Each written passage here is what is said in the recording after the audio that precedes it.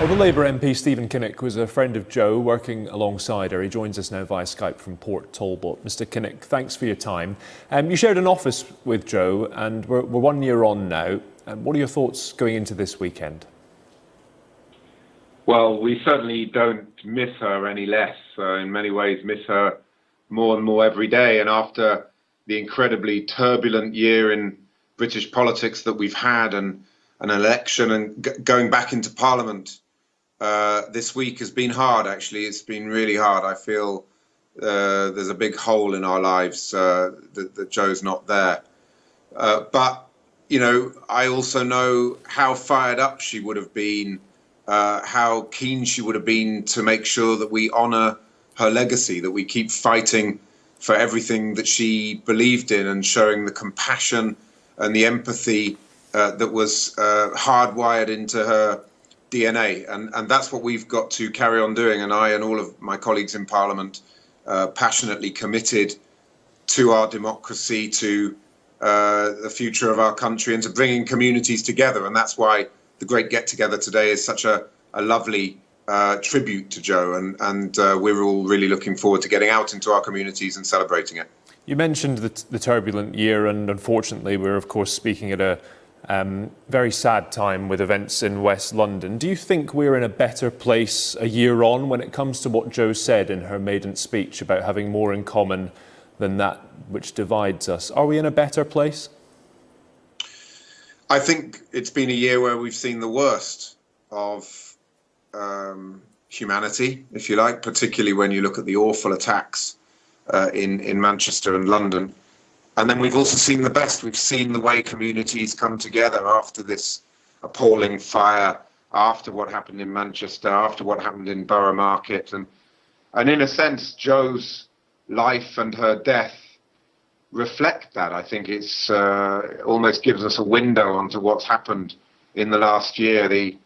Her senseless and cowardly and disgraceful savage murder was the worst of humanity.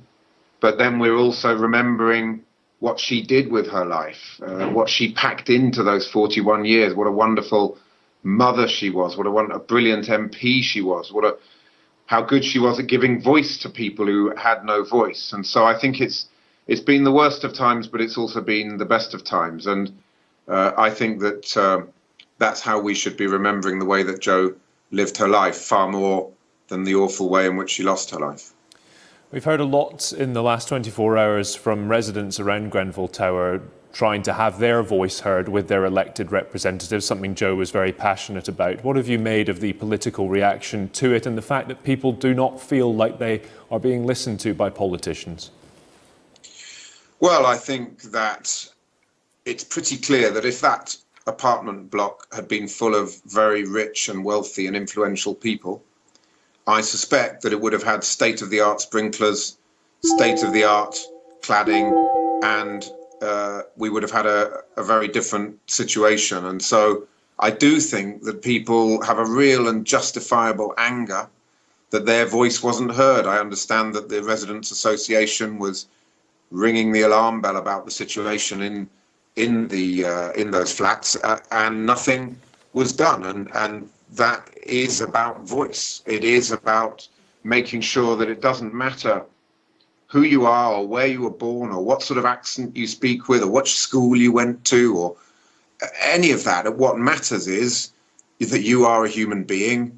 We live in a society where all human beings should be treated and with dignity and respect equally, no matter where they come from.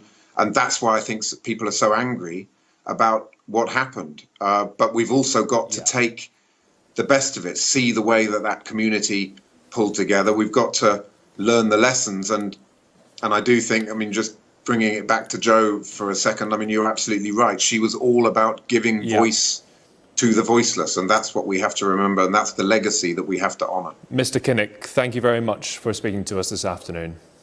Thank you.